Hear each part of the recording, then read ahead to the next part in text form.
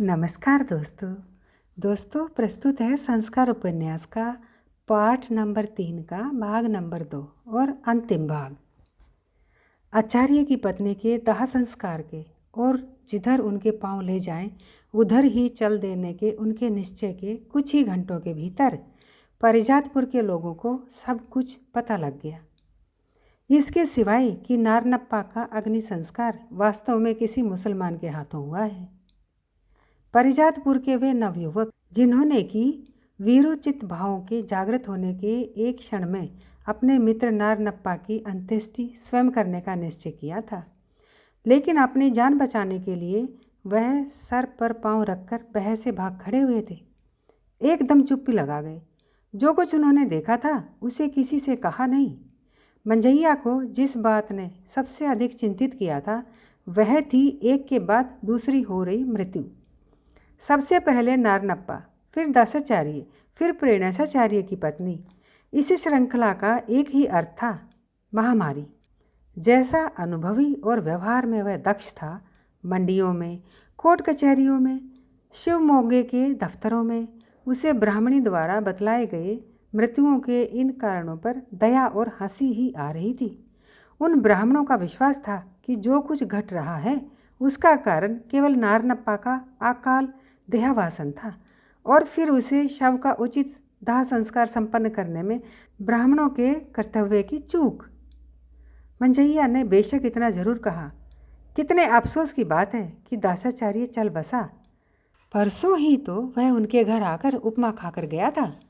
लेकिन मंजैया इस बात से भयभीत भी था कि उसी ने ही उसे उस ब्राह्मण को अपने घर में प्रवेश करने दिया था।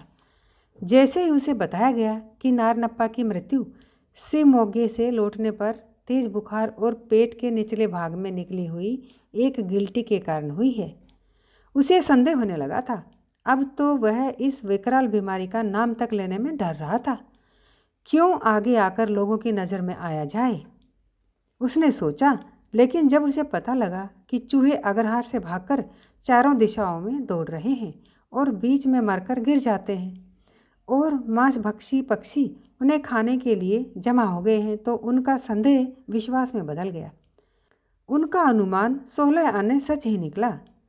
कल ही तो तायनाड़ पत्र का जो अंक उसे देखने को मिला, जो कि 1 सप्ताह पुराना था, उसके एक कोने में यह खबर छपी थी, शिवमोगा में प्लेग।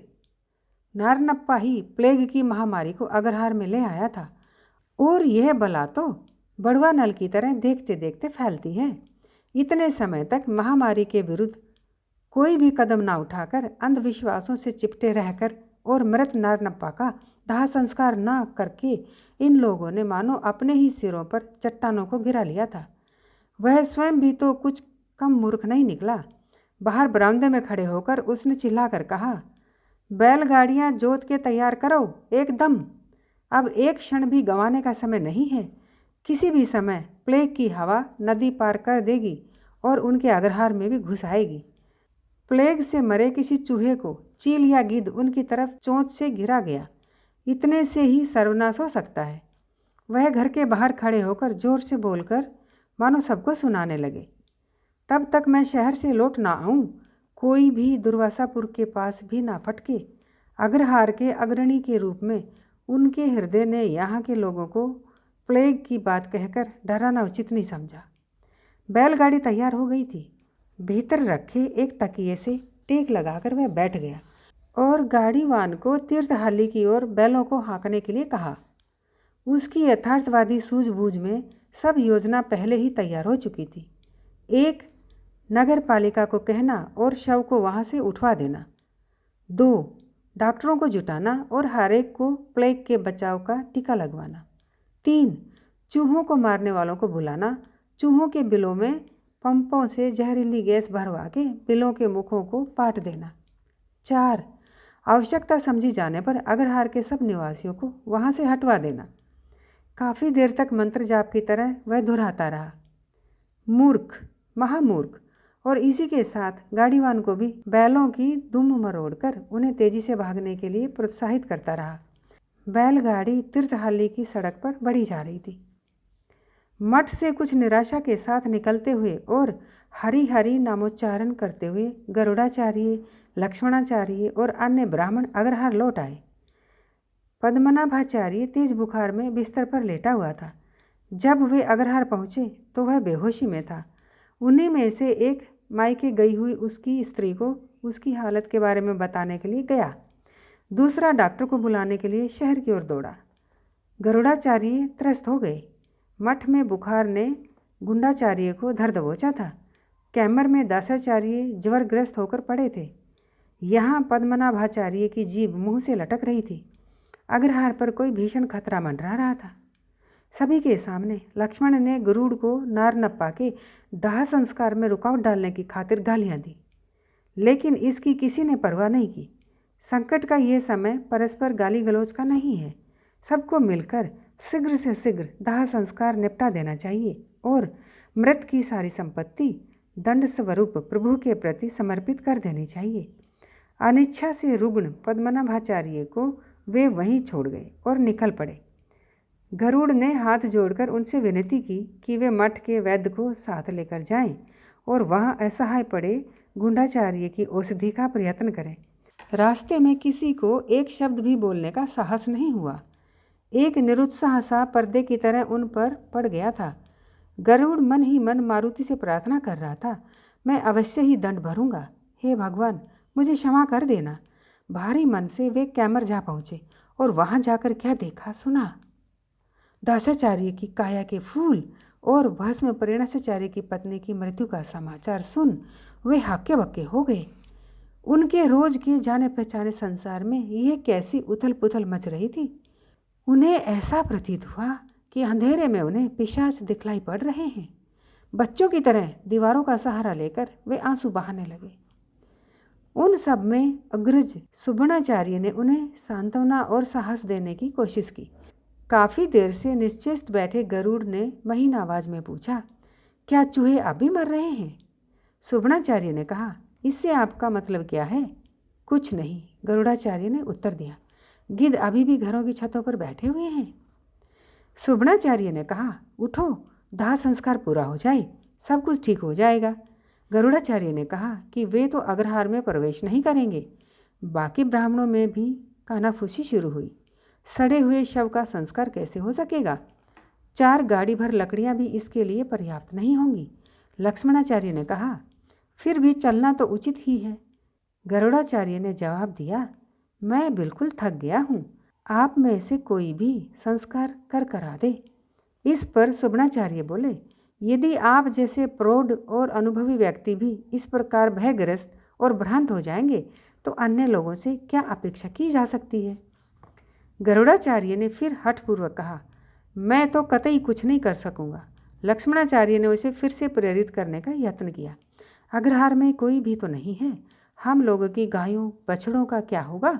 वहाँ उन्हें गौशाले में बांधने वाला, दूध दूहने वाला भी कोई नहीं है। शेष ब्राह्मणों ने एक राय से कहा, ठीक ही तो है, ठीक ही तो है। हरि हरि का नाम लेते हुए वे सब चलने के लिए तैयार हो गए। रास्ते भर रागवेणु स्तोत्र का पाठ करते रहे।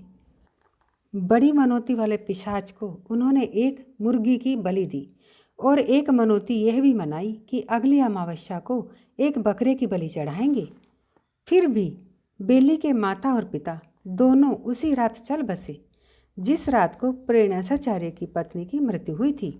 बेली की कातर चित्कार को सुनकर आस पड़ोस के जातिहीन लोग बेली के पास जमा हो गए। उनके काले प्राय अधनंगे शरीर उस कुटिया को चारों ओर से घेरे हुए बैठे थे और आधा घंटे के लगभग अंधेरे में उसके साथ रोते रहे। तब ताड़ के सूखे पत्तों से छती उस झोपड़ी को आग लगा दी गई। देखते देखते आग की धधकती लपटें आसमान तक उठने लगी और बेली के माता पिता को भी चट कर गई। बेली, जो अब तक वहाँ खड़ी इस अग्निकांड को देख रही थी, भयातुर होकर गांव से भागते हुए चूहों की तरह ही दिशाहीन अंधेरे की ओर दौड़ गई। मालेर का पुट प्रेरणाचार्य के पीछे ही लगा रहा, अतीत के उनके किसी पाप की तरह। जब वह रुकते तो वह भी रुक जाता, बैठते तो बैठ जाता, तेज कदमों से चलते तो वह भी अपनी गति तेज कर देता, धीमे होते तो वह भी धीमे कदमों चलता। उनका साथ छोड़ने के लिए वह तैयार नहीं था। प्रेरणाचार्य की परेशानी इससे बढ़ रही थी। उन्हें कहीं नितांत अकेला होने की इच्छा हो रही थी, आंखें मूंद करके ध्यानस्थ होने की और अपने बारे में तटस्थ भाव से सोचने की। लेकिन यह पुट अविरोध गति से बढ़ाए जा रहा था। आचार्य उसकी ओर एक बार भी उन्मुख नहीं हुए। फिर भी वह मानो उनसे चिपटा हुआ है, लेकिन उसे यह नहीं मालूम कि वेदांत शिरोमणि प्रेरणाचार्य यही हैं। उसका व्यवहार भिक्षा और दक्षिणा लेने को निकले एक सामान्य ब्राह्मण के प्रति जैसा है। आचार्य से उसने कहा कि इतना लंबा रास्ता नंगे पांव नहीं चलना चाहिए। बताया कि तीर्थाली में हाथ से सिले हुए चप्पल 3 रुपये में खरीदे जा सकते हैं। उपदेशात्मक आवाज़ में उसने पूछा, पैसा या आराम, इनमें कौन सी बात ज़्यादा महत्व की है? मेरी चप्पलें देखिए, 1 साल से ज़्यादा पुरानी हैं, लेकिन जरा भी नहीं घिसी। उसने चप्पलों को पैरों से उतारा और आचार्य को दिखलाया। उसने कहा, बातें करते रहना मुझे बहुत अच्छा लगता है। आइए, मैं एक बुझावल कहता हूँ। उसने चुनौती भरे स्वर में कहा, आप उसका हल बताइए। प्रेरणाचार्य अपने उफनते हुए क्रोध को वश में रखने की चेष्टा में मौन साधे रहे। एक नदी, एक नाव और एक खेवैया। खेवैये के पास घास की एक गठरी भी है और साथ है एक चीता और एक गाय। इनमें केवल एक को साथ लेकर ही एक बार वह नदी पार कर सकता है। इस बात का ध्यान भी उसे रखना है कि कहीं गाय घास न चर जाए या चीता गाय को न मारकर खा ले। नदी के इस किनारे से दूसरे किनारे पर सभी को पहुंचना भी है। बताइए, यह सब कैसे होगा? देखें कि आप कितने बुद्धिमान और तेज हैं। पहेली को सुनाकर मौज से उसने एक बीड़ी सुलगाई। यद्यपि आचार्य का क्रोध अभी कम नहीं हुआ था, पहेली उनके दिमाग को खिंचाने लगी। पुट साथ ही बढ़े जा रहा था और अब आचार्य का मजाक भी उड़ाने लगा। मिला, जवाब मिला। यद्यपि प्रेरणाचार्य को उत्तर सूझ चुका था, लेकिन उसे सुनाते हुए उन्हें झेप सी हुई। यदि पहेली को वे बूझ लेते हैं तो मानो पुट की तरफ मैत्री का हाथ बढ़ा देते हैं। यदि चुप रहते हैं तो पुट उन्हें कम अक्ल का मान लेगा। यह एक नई दुविधा पैदा हो गई। इस पुट की नज़रों में क्या वे बुद्धिहीन व्यक्ति बनना स्वीकार कर लें? पुट ने फिर पूछा, जवाब मिला? जवाब नहीं मिला ना? और बीड़ी के कश लगाता रहा। प्रेरणाचार्य ने सिर हिलाकर कह दिया कि नहीं। पुट ठट्ठा मार के एक बारगी हंस उठा, हो, और तुरंत पहेली का हल बतला दिया। इस भोले लेकिन अदक्ष ब्राह्मण के प्रति उसे बड़ी ममता हो आई। अब सुनो एक दूसरी पहेली, उसने कहा। नहीं, प्रेरणाचार्य ने कहा। तो ठीक, आप ही कोई पहेली बूझिए। इस बार आप मुझे हरा दीजिए, जैसे को तैसा हो जाए। आचार्य ने कहा, मुझे तो पहेलियाँ बुझाना आता नहीं है। बेचारे, पुट ने मन में कहा। बातचीत का कोई नया सिलसिला छेड़ने के लिए उसकी जीभ खुजा रही थी। उसे एक नया विषय सूझा। आचार्य जी, जानते हैं आप, श्याम जो कुंदापुर की नाटक मंडली का सदस्य था, बेचारा मर गया है। आचार्य ने उत्तर दिया, हरे राम, मुझे नहीं पता था। तब तो आपको गांव छोड़े बहुत दिन बीत गए होंगे, पुट ने कहा। सामने रास्ता 2 टुकड़ों में बट रहा था। यह देखकर आचार्य को बड़ी खुशी हुई। रुक कर उन्होंने पुट से पूछा, तुम किस रास्ते पर जा रहे हो? एक रास्ते की तरफ संकेत करते हुए पुट ने बतलाया, इस पर। आचार्य ने दूसरे रास्ते की तरफ उंगली उठाकर कहा, मेरा रास्ता तो वह है। पुट ने कहा, दोनों रास्ते ही मेलीगे की ओर जाते हैं। एक जरा बड़ा पड़ता है, लेकिन कोई बात नहीं, मुझे भी कौन सी जल्दी पड़ी है। मैं भी आप ही के साथ वाला रास्ता पकड़ लेता हूँ। उसने गुड़ और नारियल के कुछ टुकड़े निकाले और उनमें से एक हिस्सा प्रेरणाचार्य को देता हुआ बोला, लें, थोड़ा खा लें, और शेष स्वयं खाने लग गया।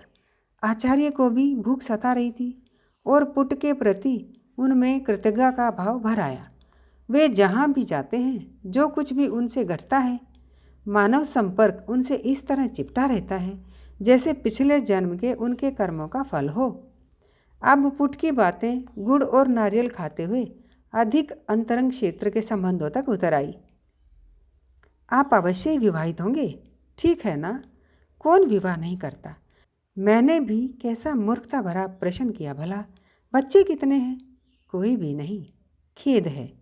मेरे 2 बच्चे हैं। मैंने आपसे बताया था या नहीं कि मेरी पत्नी भी कुंदापुर की है?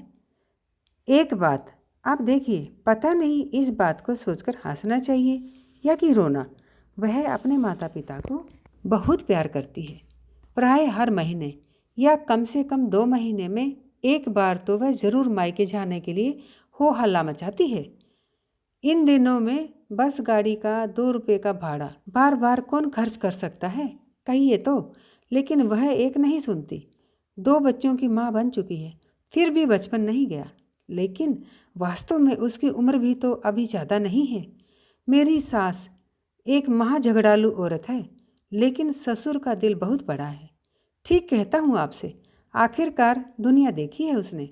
मेरी सास कभी कभी कहती हैं, मेरे जमाता को क्या अधिकार है कि मेरी बेटी को मारे पीटे। लेकिन मेरे ससुर ने इस ओर कभी इशारा भी नहीं किया, एक बार भी नहीं। मार खा खा कर भी मेरी पत्नी किंतु कुछ भी नहीं बदली। यदि उसे उसकी माँ के पास जाने देने से इनकार करूं तो कुएं में कूद मरने की धमकी देती है। अब मैं क्या कर सकता हूँ? वह इतनी साफ सुथरी है और हर चीज़ की इतनी जानकारी रखती है। बस कमी है तो एक यही उसमें, खाना बनाने में या बर्तन बासन मांजने में वह सफाई का बहुत ही ध्यान रखती है। बस इसी बात को लेकर झगड़ा फसाद चलता रहता है। बताइए, मुझे कुछ सलाह दीजिए। प्रेरणाचार्य हंस दिए। उन्हें एकाएक ये नहीं सूझा कि क्या सलाह दी जाए। पुट भी हंसने लगा। स्त्रियों के स्वभाव को जान पाना तो पानी में इधर से उधर तैरती हुई मछली के मार्ग को पहचान लेने के बराबर है। हमारे बड़े बुजुर्ग ऐसा ही बताते हैं, उसने कहा। वे बखूबी जानते हैं। ठीक, बिल्कुल ठीक। प्रेरणाचार्य ने अपनी सहमति जताई। आखिरकार पुट की वाग्धारा रुक ही गई। आचार्य ने सोचा, किसी शब्दातीत लोक में अपनी पत्नी के व्यवहार द्वारा उठाए गए प्रश्नों का उत्तर खोजने में लग गया होगा। अब मेरी अनबूझ पहेली यह है, मैंने पहले इस पर कभी गौर नहीं किया।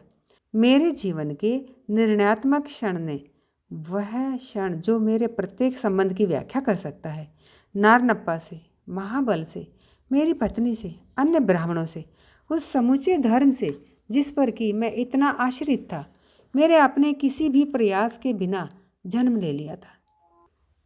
जंगल के अंधेरे में एकाएक मैं पलट गया। लेकिन मेरी दुविधा, मेरा निर्णय, मेरी समस्या मात्र मेरी नहीं थी। इतने सारे अग्रहार को अपनी लपेट में ले लिया।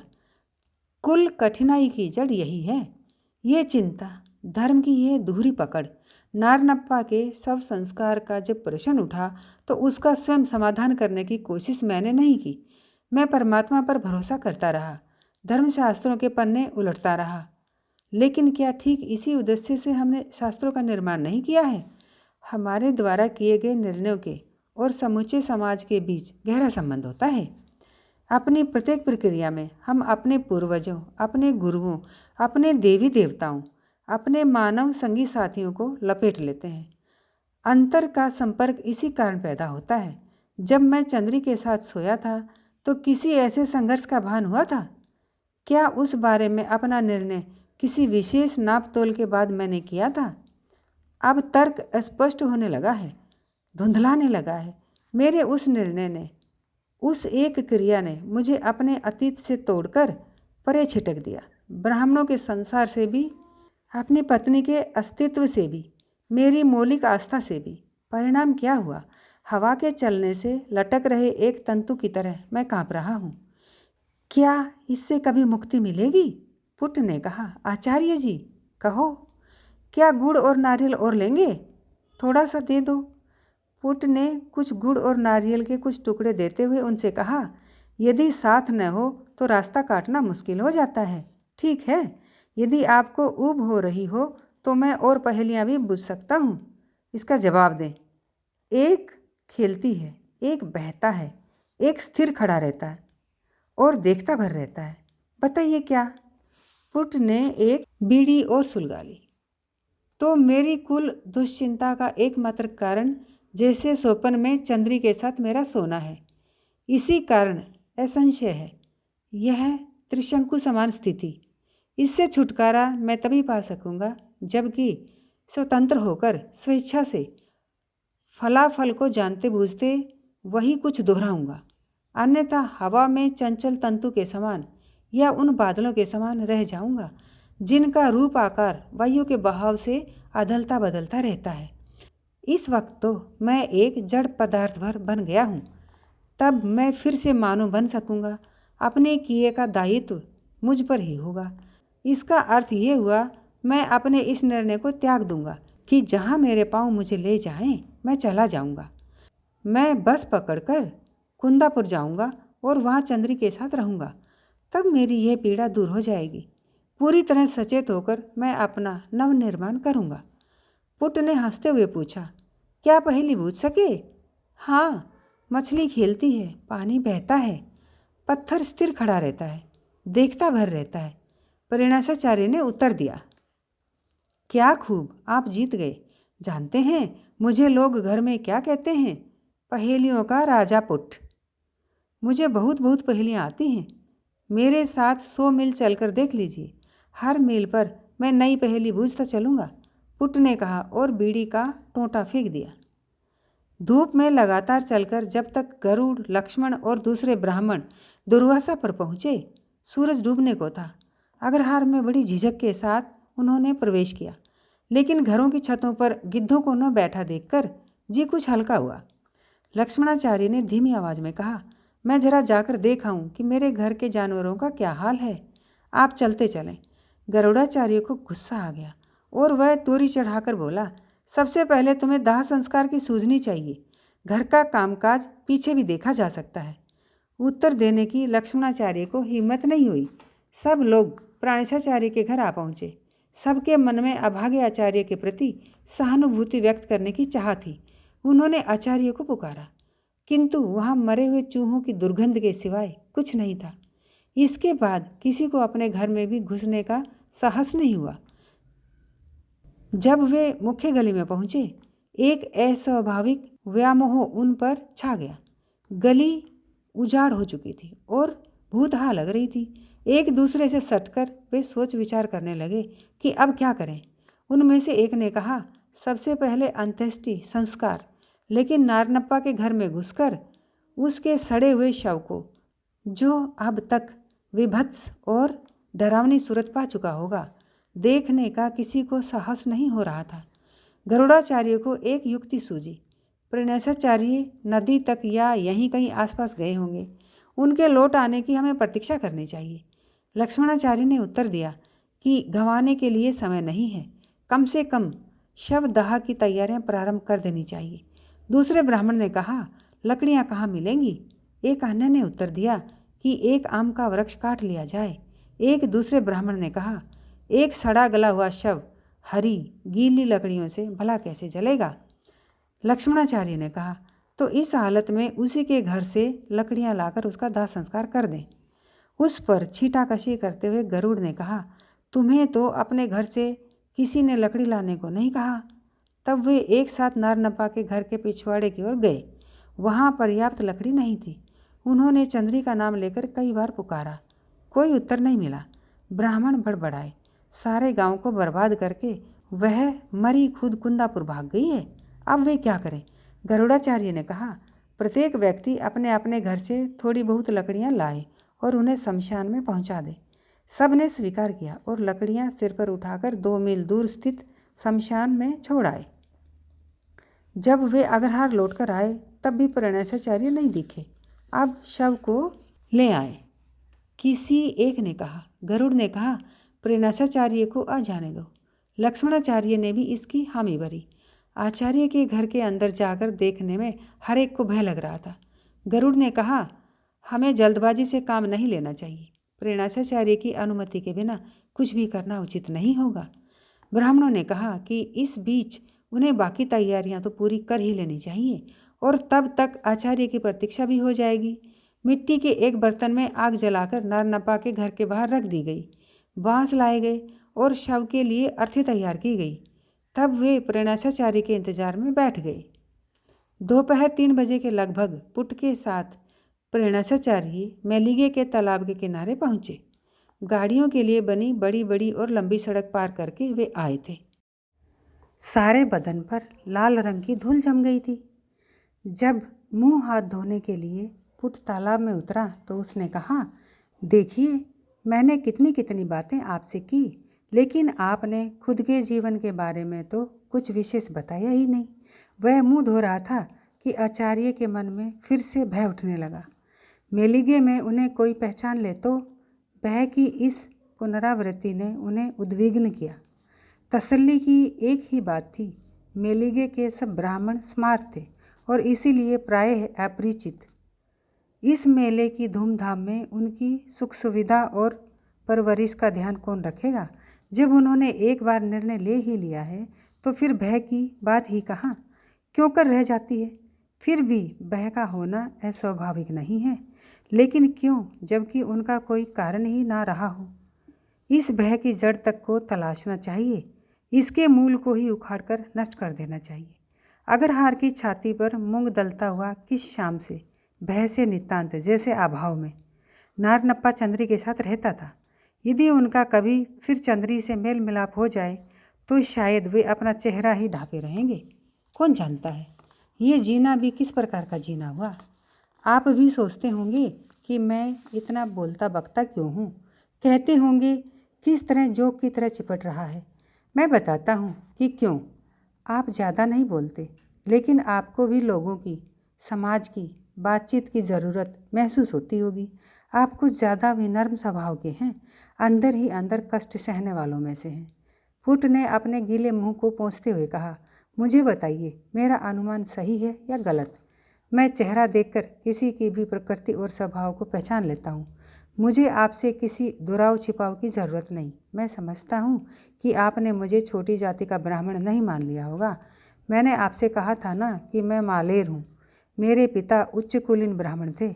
उन्होंने मेरी माता की, जिसे वह सदा साथ रखते थे, उम्र भर इतनी खोज खबर रखी जितनी कोई अपनी विवाहित पत्नी की नहीं रखता है।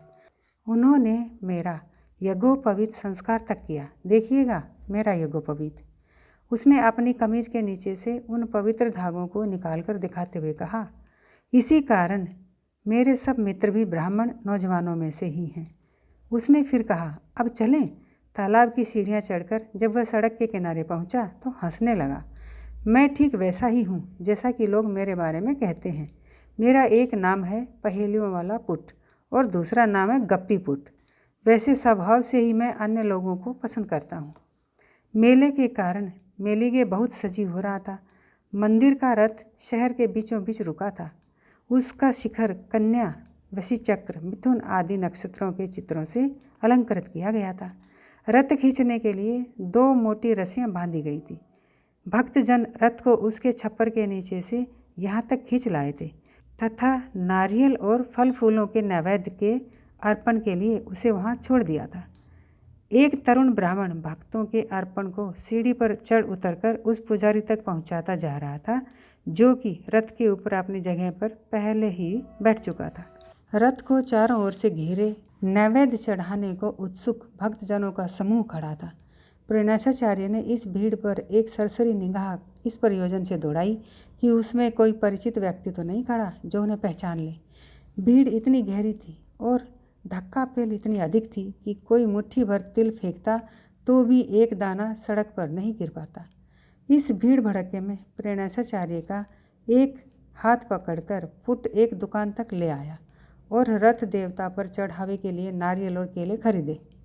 जरा भीड़ छटने दे, हम तभी पूजा करेंगे। आइए, तब तक कुछ घूम फिर लिया जाए। आइए आचार्य जी, पुट ने उनसे आग्रह किया। भीड़ के घेरे से जब वे बाहर निकल आए तो सरकंडे की पीपनियों की आवाज़ सब ओर छाई हुई थी। गांव के प्रत्येक बच्चे के मुख में अलग अलग तरह की आवाज़ करने वाली पीपनियाँ लगी हुई थी। पीपनियाँ जो बहुत कह सुनकर माँ बाप से ऐंठे गए पैसों से खरीदी गई थी। कपूर तथा सुलगती अगरबत्तियों की सुगंध भी चारों ओर फैल रही थी। नए कपड़ों की गंध भी, गुब्बारे बेचने वालों के गानों का शोर। एक कोने में बम्बई तमाशा वाला अपने बक्से को लेकर बैठा था। 1 पैसा देने पर बक्से वाला घुंघरुओं को बक्से से टकराकर आवाज़ करते हुए तमाशा दिखलाता था। देखो दिल्ली का शहर देखो, 18 का दरबार देखो, बेंगलुरु का बाजार देखो, मैसूर का महाराज देखो, आहा महाराज का दरबार देखो, तिरुपति के भगवान को देखो, आहा बम्बई की वेश्या को देखो, देखो देखो। बजते हुए घुंघरुओं की रुनझुन रुक जाती है। वह जोर से चिल्लाता है, देखो मुंबई तमाशे का बक्सा, तमाशे का बक्सा, तमाशा फ़कत 1 पैसे में। पुट की इस तमाशे को देखे बिना आगे बढ़ने की इच्छा नहीं थी। आचार्य जी मुझे इसे देख लेने दें, उसने अनुनय से कहा। जरूर जरूर, परिणयाचार्य ने उत्तर दिया।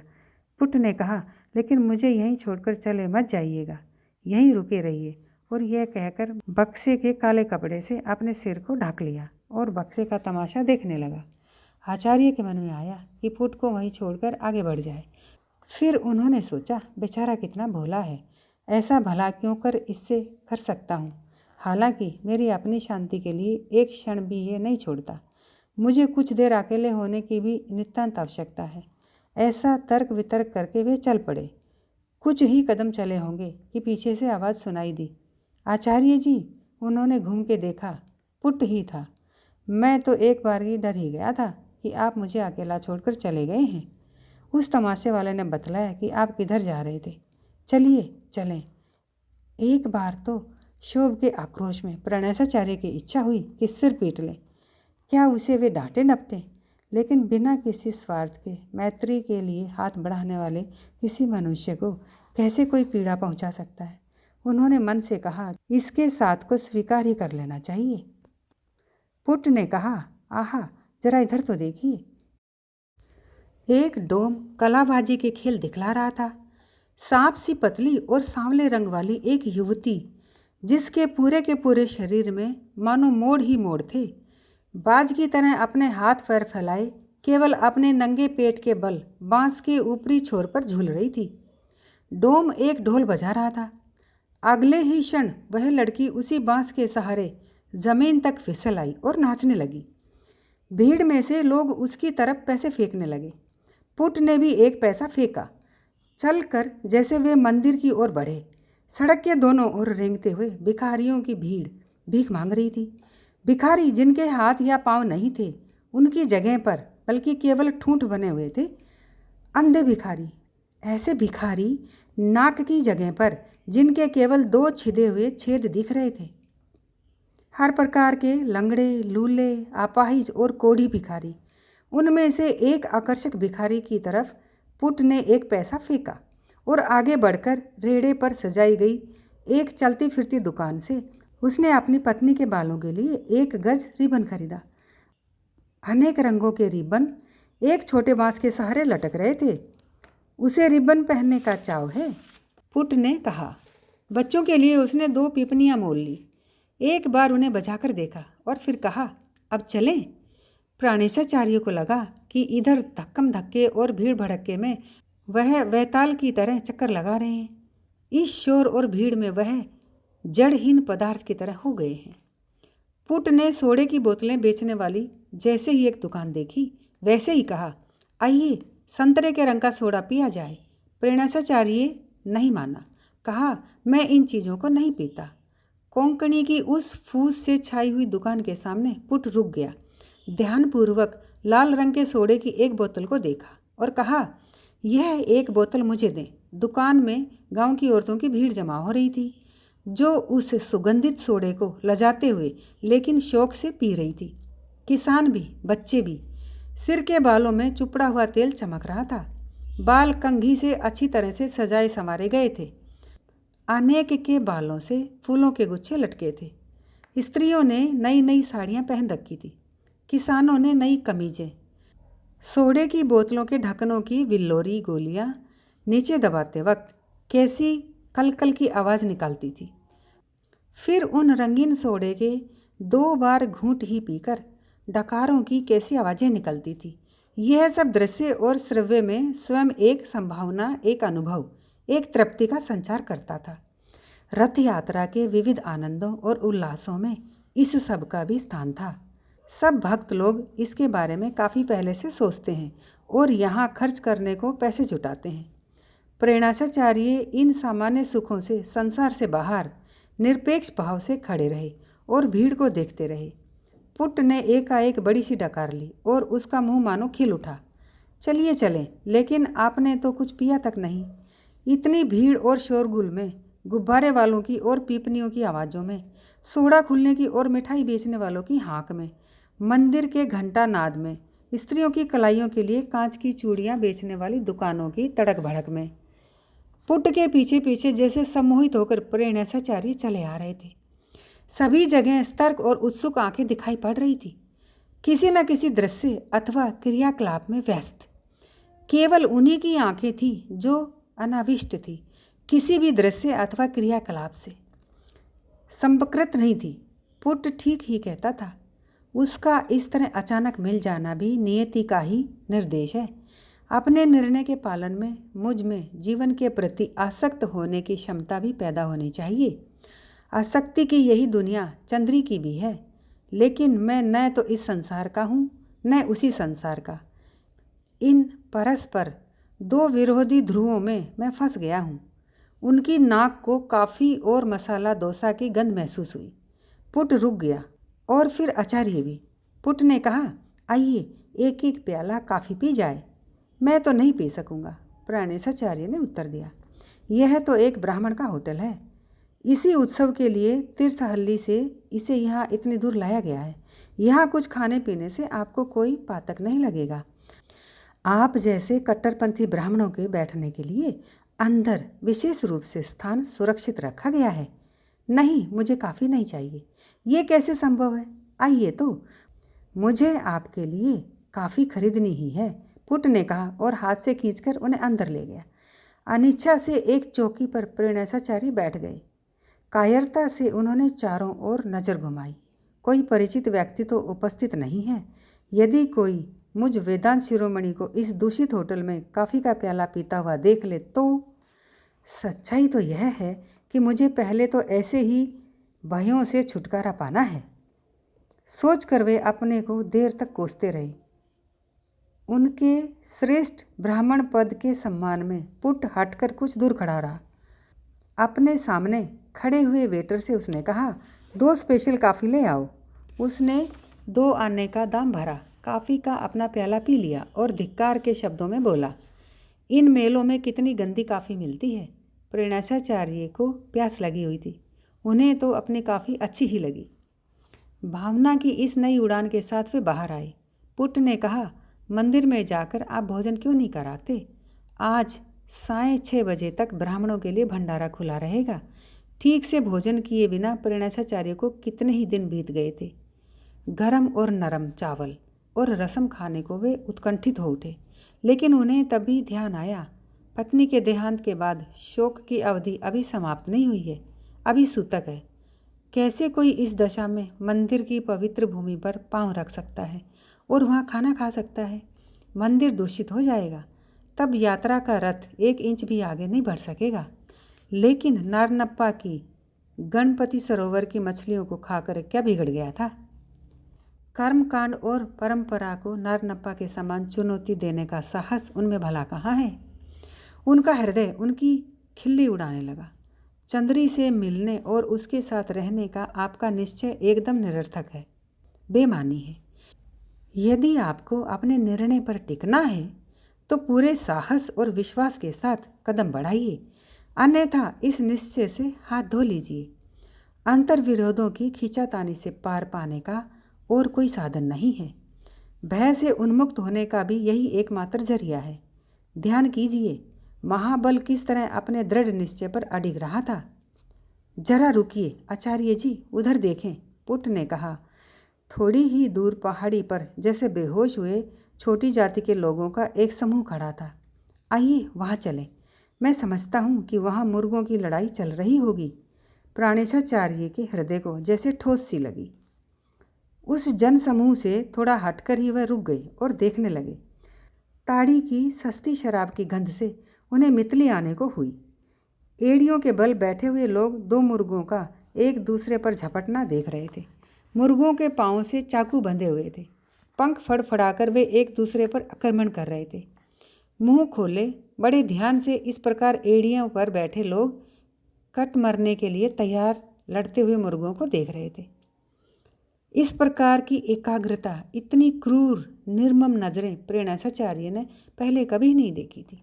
जैसे उनका कुल अस्तित्व ही उनकी आंखों में आ जुटा था।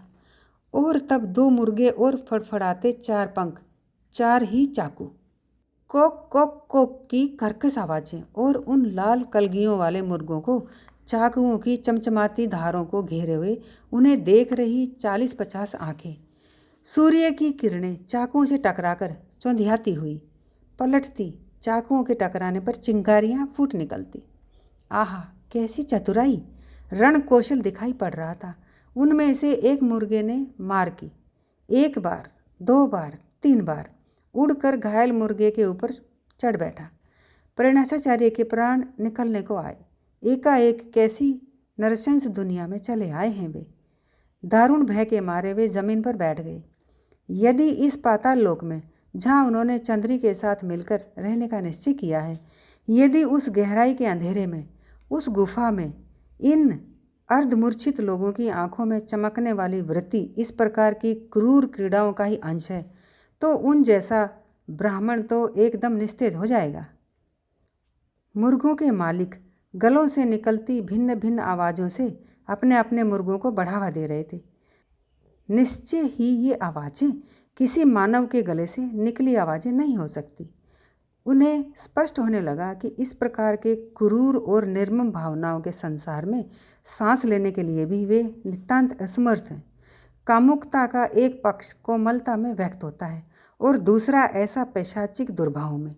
उनकी कायरता लौट आई, वैसी ही कायरता जो उस दिन अनुभव हुई थी, जबकि नारनप्पा चुनौती देकर उनके सामने खड़ा हो गया था, जबकि उनका कुल व्यक्तित्व उसके घमंड के सामने सिकुड़ता सा प्रतीत हुआ था। लोगों ने लड़ाकू मुर्गों को जबरदस्ती अलग अलग किया, उनके घावों की मरहम पट्टी की और फिर से लड़ाई के मैदान में उन्हें उतार दिया। इस बीच पुट ने, जो बड़े उत्साह से मुर्गों की लड़ाई को देख रहा था, एक अजनबी से शर्त लगा ली। वह मुर्गा मेरा है, यदि वह जीता तो आपको 2 आने हारने होंगे। उसने कहा, यदि मेरा मुर्गा जीते तो आप 4 आने हारने की बाजी लगाइए। पुट और बढ़ा, बोला 8 आने। अजनबी शर्त को 10 आने पर ले आया, पुट 12 आने पर। ठीक 12 आने की ही शर्त रही। देखे कौन जीतता है, अजनबी ने कहा। चिंताग्रस्त हो प्रणेशाचार्य देखते रहे। यदि यह अनुभवहीन नौजवान अपना सारा पैसा इस तरह हार दे तो क्या होगा। जब पुट जीत गया तो उन्हें महान आश्चर्य हुआ। चलने के लिए पुट उठ खड़ा हुआ। जो व्यक्ति हारा था उसने कहा कि 1 बार और शर्त लग जाए। पुट ने कहा, नहीं, अजनबी ने पी रखी थी। नशे में उससे मारपीट करने के लिए बढ़ा। प्रेरणाचार्य ने रुकावट की मुद्रा में हाथ उठा दिया। आपने सामने एक ब्राह्मण को देखकर अजनबी अपने गुस्से को पी गया। बाकी लोग किसी झगड़े फिसाद से आकर्षित होकर इधर बढ़ने लगे तो प्रेरणाचार्य ने बाँह पकड़कर पुट को भीड़ से बाहर खींच लिया और एक ओर चल पड़े। पुट को जरा भी घबराहट नहीं थी। 12 आने जीतकर वह खुशी से फूला नहीं समा रहा था। उसके प्रति आचार्य के मन में एकाएक पितृवत स्नेह उमड़ पड़ा। मेरे भी कोई पुत्र होता तो मैं उसका बड़े लाड़ दुलार से पालन पोषण करता, उन्होंने मन ही मन कहा। मैत्री की इन भावनाओं को जैसे अवरुद्ध करते हुए प्रेरणाचार्य बोले, पुट, अब मुझे अपने रास्ते पर जाने दो। पुट का चेहरा उतर गया। उसने पूछा, किस ओर जाएंगे। आचार्य गहराई से सोचने लगे कि क्या कारण हो सकता है कि ये नौजवान मेरा पीछा छोड़ने को तैयार नहीं है। कहीं भी अभी मैंने तय नहीं किया है, उन्होंने उत्तर दिया। तो थोड़ी दूर तक मैं आपके साथ चलूँगा, लेकिन आप कम से कम मंदिर में भोजन तो करते जाइए। प्रेरणाचार्य ने सोचा कि अब शायद व्यर्थ का झमेला ही होगा। उन्होंने एकाएक कह दिया, मुझे किसी सुनार के यहाँ जाना है। लेकिन क्यों? जैसे पीछा न छोड़ने के स्वर में पुट ने पूछा। मुझे सोने की एक चीज़ बेचनी है। ऐसी आपको क्या ज़रूरत आ पड़ी? यदि पास में पर्याप्त पैसे ना हों तो मैं 12 आने आपको उधार दिए देता हूँ, आप सुविधा से लौटा दीजिएगा। इस व्यक्ति से पीछा छुड़ाने का कोई बहाना खोजने के लिए आचार्य अपने दिमाग पर दबाव डालने लगे। इसकी संवेदना सहानुभूति को धरती पर फैली बिछी उन बेलों की तरह थी जो पाँव से उलझ लिपट जाती हैं। नहीं पुट, मेरी आवश्यकता इतने कम पैसों की नहीं है। कुंदापुर के लिए मुझे बस पकड़नी है, फिर वहाँ भी कुछ खर्च वगैरह की ज़रूरत पड़ेगी, आचार्य ने कहा। ओहो, ये बात है, तो आइए, यहाँ एक मेरा परिचित सुनार है, आपको बेचना क्या है? उससे बचने का कोई उपाय न पाकर प्रणेशाचार्य ने कहा, मेरे यज्ञोपवीत में बंधी हुई अंगूठी देखें तो, कहकर पुट ने अपने हाथ को आगे बढ़ाते हुए कहा। आचार्य जी ने यज्ञोपवीत से अंगूठी को खोला और उसे पकड़ा दिया। पुट ने उसे हाथ में रखा, परखा और फिर कहा, किसी भी हालत में 15 रुपये से कम इसके लिए स्वीकार न कीजिएगा। दोनों एक गली में गए और सुनार के मकान में घुसे। लकड़ी की एक पेटी के सामने सुनार बैठा था और एक अंगूठी को घिस रहा था। चांदी के फ्रेम के चश्मे को सीधा करते हुए उसने पूछा, कहिए कैसे आना हुआ? तब तक पुट को उसने पहचान लिया और कुछ अधिक नम्रता से बोला, यह बात क्या है? आज पुट्टिया के पाँव उसे यहाँ तक कैसे खींच ले आए? सुनार को अंगूठी पकड़ा दी गई। सुनार ने एक तराजू में रत्तियों से अंगूठी का वजन तोला, उसे एक कसौटी पर घिस के देखा और फिर कहा, 10 रुपये इसके दे सकूँगा। पुट ने कहा कि यदि मूल्य 15 रुपये से कम है तो इस बारे में बात करना भी बेकार है। आचार्य को इस सौदेबाजी से कोफ्त हो रही थी। सुनार ने कहा, तुमको शायद पता नहीं, सोने का भाव गिर गया है। इस बारे में मुझे कुछ पता नहीं, आप इसके 15 रुपये दे सकते हैं या नहीं? पुट ने पूछा और तब आचार्य की तरफ अपनी बाहों को मानो ये कहने के लिए ऊपर उठाते हुए देखा कि देखिए किस प्रकार मैं मोल भाव करता हूँ, इसकी तो तारीफ होनी ही चाहिए। लेकिन सुनार को उत्तर दिया आचार्य ने, यदि ठीक दाम 10 रुपये है तो मुझे वही मंजूर है, मेरा खर्च उनसे पूरा हो जाएगा। ऐसा कहते हुए उनकी सौदेबाजी को रोकने की कोशिश की। सुनार का मुंह चमक उठा, उसने 10 रुपये गिने और विदाई में हाथ जोड़कर नमस्कार किया। प्रणेशाचार्य ने कहा, मदद के लिए धन्यवाद, और बाहर चले आए। जैसे ही वे बाहर आए, पुट ने प्राय किसी धर्मपत्नी की तरह उन्हें परेशान करना शुरू किया। ये माजरा क्या है? यहाँ आपकी सहायता करने की मैं इतनी कोशिश कर रहा था और आप हैं कि मेरी बेइज्जती करवा दी। अब वह सुनार कभी आगे मेरे कहे पर विश्वास नहीं करेगा। वैसे मैं आसानी से ये कह सकता हूँ, आपके रुपए थे, आपने ही उन्हें नाली में फेंक दिया तो मुझे क्या। लेकिन सोचने की बात यह है कि इस कलयुग में कोई इतना बुद्धू बना रहकर जिंदा नहीं रह सकता। सुना नहीं है कभी आपने कि सुनार तो अपनी बहन के सोने में भी हिस्सा काट लेते हैं। मुझे रुपयों की सख्त ज़रूरत थी, मैंने कुछ उतावली की, मुझे क्षमा कर दो, आचार्य ने मंद स्वर में कहा। पुट को कोई ठेस पहुंचाने की उनकी नीयत नहीं थी। पुट नरम पड़ गया और बोला, आप पर नज़र पड़ते ही मैं समझ गया था, आप एक बहुत ही भले व्यक्ति हैं। मैं स्वयं जाकर आपको बस पर चढ़ा आऊँगा और लौट आऊँगा।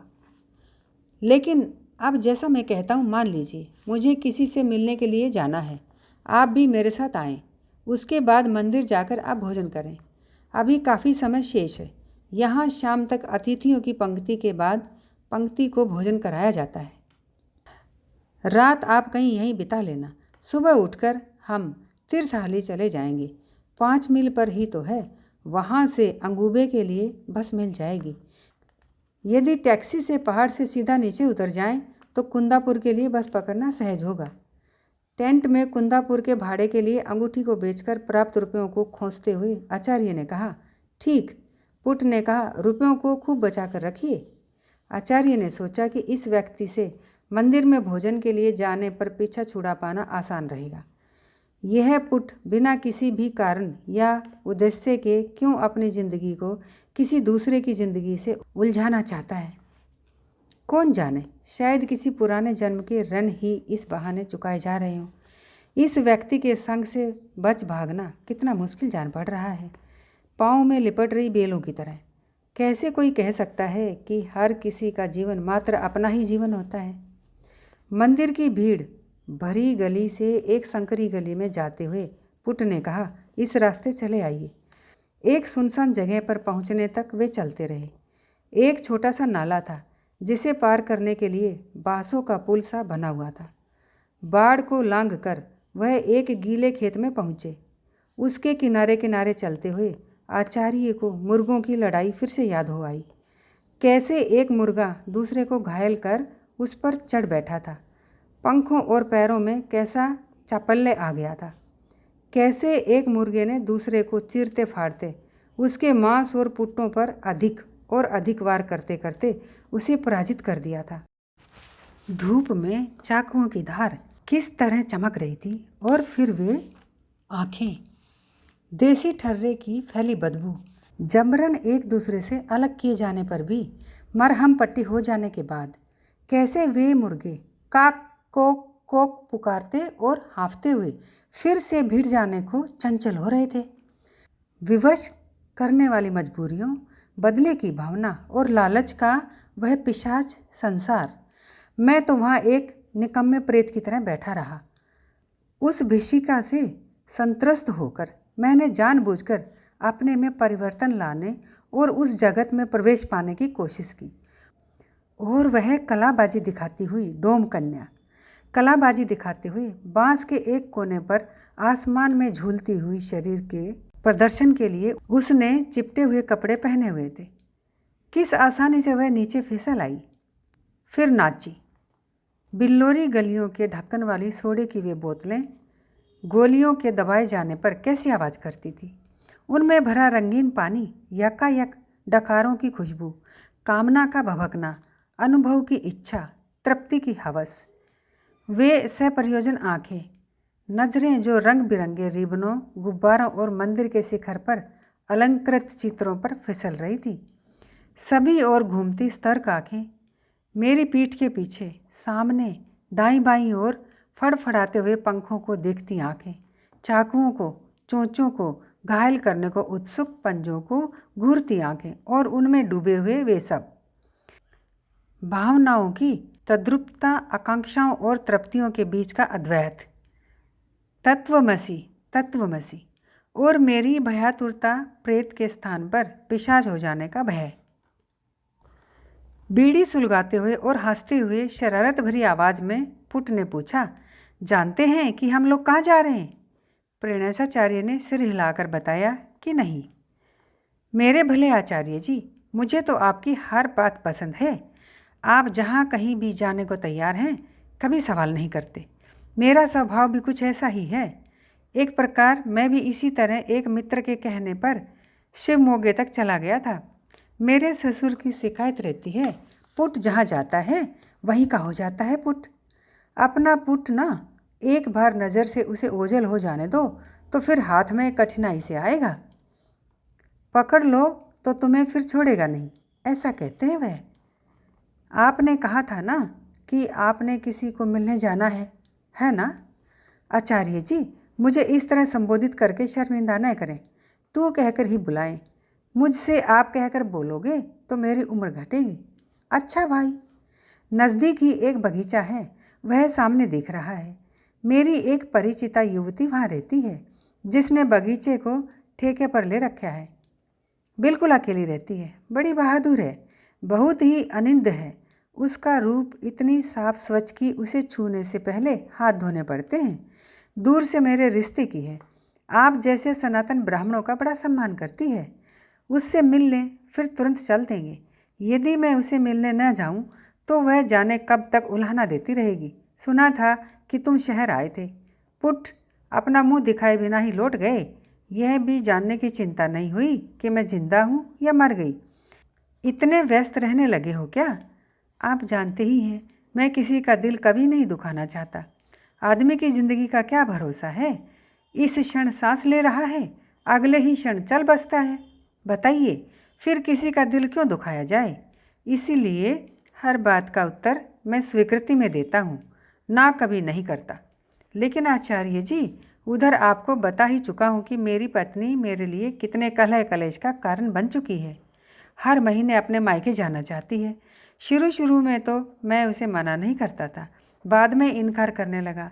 मैंने उसे मारा पीटा भी, लेकिन फिर दया उमड़ आती है। आपने यह ग्राम गीत जरूर सुन रखा होगा। वह अपनी पत्नी को पीटता है, लेकिन मन ही मन रोता है। फिर उसके चरणों में झुक जाता है और वहाँ लेट उसकी चिरोरी करता है। कौन अधिक प्यारा है, मुझे बतला, मैं कि तुम्हारा मायका? मेरा ऐसा ही स्वभाव है। लीजिए, हम पहुँच गए। बगीचे की दूसरी ओर पक्की छत के एक घर तक वे आ पहुँचे। पता नहीं वह इस वक्त यहाँ है भी या नहीं, कहीं मेला देखने ही ना चली गई हो, पुट ने कहा और ऊंची आवाज़ में पुकारा, पद्मावती। प्रेरणाचार्य को, जो वहाँ बिछी एक चटाई पर बैठ गए थे, एक नारी के मधुर कंठ का उत्तर सुनाई दिया, आई। आवाज़ में एक स्निग्ध आकर्षण था। आचार्य में फिर भय का संचार हुआ। कौन है ये? पुट इतना रास्ता चलवाकर मुझे यहाँ क्यों ले आया है? फिर उसी मोहक कंठ में विनम्र भाव से सुनने को मिला, अरे तुम आ ही गए। प्रेरणाचार्य चौंके, फिर पलटकर देखा। वह दहलीज पार कर आगे बढ़ाई थी और खंभे के सहारे एक हाथ ऊंचा करके उसे पकड़े हुए खड़ी थी। जैसे ही आचार्य की नज़र उस पर पड़ी, उसने अपनी साड़ी का पल्ला वक्ष स्थल पर खींच लिया। पुट ने कहा, बूझो तो क्या सोचती हो, किसे अपने साथ लाया हूँ? बड़े आचार्य जी। वह लजाती हुई बोली, आपने इतनी दूर आने का कष्ट किया, गंगा जल ले आऊँ? फिर पूछा, दूध और फल तो आपको लेने ही होंगे। अनुरोध पूर्वक यह कहकर वह भीतर चली गई। आचार्य पसीना पसीना हो रहे थे। उन्हें कोई संदेह नहीं रहा, यह जरूर एक वर्ण संकर मालेर स्त्री है, अकेली रहती है। पुट मुझे यहाँ क्यों ले आया है?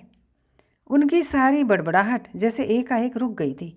आचार्य को अचानक ऐसा लगने लगा कि दो आंखें पीछे से उनकी पीठ पर जमी हुई हैं। उन दो रहस्य भेदी आँखों के लिए मैं एक खुले पन्ने के बराबर हो चुका हूँ। घूमकर देखने से वे झिझकते हैं, लेकिन कौतूहल बराबर बना रहा। कौन जानता है कि वे आंखें क्या कहने जा रही हैं? जैसे ही आँख से कोई आँख मिलेगी, कौन जानता है कि अभी तक का रूपहीन अज्ञात भविष्य क्या रूप ले लेगा। लंबी लंबी आँखें हैं, गुथे हुए बालों की एक सांप सी वेणी कंधे से होकर उसकी छातियों पर झूल रही है। वह लड़की, वह जो लंबे बांस के कोने पर नंगे पेट से झूल रही थी। घास वाले चमकते चाकू, फड़फड़ाते पंख, तेज चोंचे और गिरते बिखरते पर। जंगल के अंधेरे में पुष्ट वृक्षों का समर्पण, चंद्री की मटियाले रंग की छातियाँ, बिना पलक झपके उसके पीछे से निहारती ये दो आँखें, क्या मानो खुले पन्ने पर लिखा ये सब कुछ पढ़ ना लेंगी। जैसे काले सांप की निगाह में पड़ते ही पक्षी सुन्न हो जाता है, होश नहीं रहता, कुछ वैसा ही निष्क्रिय करने वाला भारी आतंक। उन्होंने घूमकर पीछे की ओर देखा। जो वे सोच रहे थे सत्य निकला। वे आंखें चोरी छिपे उन पर टिकी थी, हाथों में कठौती पकड़े थी। दरवाजे से लगकर उन्हें घूमता देख वे आंखें भीतर के अंधकार में कमरे में गुम हो गई। तब फिर चूड़ियों की खनखनाहट सुनाई दी। वह फिर प्रकाश में बढ़ाई। अब मानो कुछ शांति थी। शरीर को जैसे आशा, एक संभावना ने बीच से चीर के रख दिया। कठौती को नीचे रखने के लिए वह जैसे ही झुकी, साड़ी का आंचल खिसक गया। छातियाँ आगे की ओर बढ़ाई, आंखों में लालसा भरा निवेदन उभर आया। आचार्य की छाती में जैसे ज्वाला धधकने लगी। उनकी मद भरी आंखें भी अब उसे एकटक देखने लगी थी। इस भाव का कि वह खुले पन्ने की तरह उन फैली हुई आंखों द्वारा पढ़े पहचाने जा सकते हैं, लोप हो गया। अब वही आंखें उनकी हो गई। तत्वमसी। उस युवती ने पूछा, महाराज का पधारना कहाँ से हुआ? आचार्य की ओर, उनके तेजस्वी व्यक्तित्व की ओर एकटक देखती हुई जवाब पुट ने दिया, ये कुंदापुर से आए हैं। साथ में एक और झूठ जोड़ दिया, शेनप्पा से भी खूब परिचय है। झूठ का अंबार बढ़ाते हुए उसने फिर कहा, वहाँ के मंदिर की देखभाल करते हैं। जब पुट ने यह भी कहा कि इस ओर ये दान दक्षिणा इकट्ठी करने आए हैं, तो ऐसा लगा कि जैसे उनका एक नया ही व्यक्तित्व उसने स्थापित कर दिया हो। अजनबियों की नज़र में हर किसी को सदा एक भिन्न रूप, एक भिन्न मुखौटा पहनना पड़ता है, पूरी तरह संदेह करने की सीमा तक कि मैं वास्तव में कौन हूँ। एक ही दिन मैंने कितने विभिन्न व्यक्तित्व अपनाए हैं। ठीक है, बातें जैसे घटती हैं उसी तरह घटने दी जाएं। वे प्रतीक्षा में बैठे रहे। आक्रमण करता हुआ पक्षी, घायल होता हुआ पक्षी, चाकू की तेज धार। उनकी पत्नी भागीरथी थी, नितांत असहाय होकर जमीन पर जब गिरी थी तो इस तरह चीखी थी मानो उसके जीवन के मर्मांतर को किसी ने छू दिया हो, और तब वह अंत्येष्टि की अग्नि में भस्म हो गई। भागीरथी, मेरे आत्म बलिदान की वेदी, मैंने उसे खो दिया और ऐसे बंदी गृह में एक ध्वस्त आत्मा की भांति कैद हुआ हूँ। इन आँखों द्वारा देखे जाते हुए आत्मा की गति के अगले चरण की ओर मैं बढ़ाया हूँ, उस प्रेत में पुराने चरण को पीछे छोड़कर। शायद नजरों के संभव सीधे मिलन से बचती हुई पद्मावती गई और दरवाजे की दहलीज पर जा बैठी। प्राणेशाचार्य फिर उद्विग्न हो उठे कि वह एक छिपे ठिकाने से उनकी ओर टिकटिकी लगाए हुए है। साहस बटोरकर उन्होंने उसकी ओर मुँह कर लिया। दिल में धुकधुकी हो रही थी। पद्मावती उठी और काठ के बर्तन में पान और सुपारी ले आई। पुट ने पान के पत्तों पर छूना लगाया, उन्हें तहाया और कई एक गिलोरियाँ एक साथ अपनी उंगलियों में पकड़ ली। सुपारी का एक टुकड़ा मुंह में गेरा और बोलना शुरू किया। पद्मावती फिर उठकर दरवाजे की दहलीज पर जा बैठी। आचार्य जी से मेरी भेंट सड़क पर हुई। हम रास्ते भर बातें करते आए। ये कुंदापुर जा रहे थे।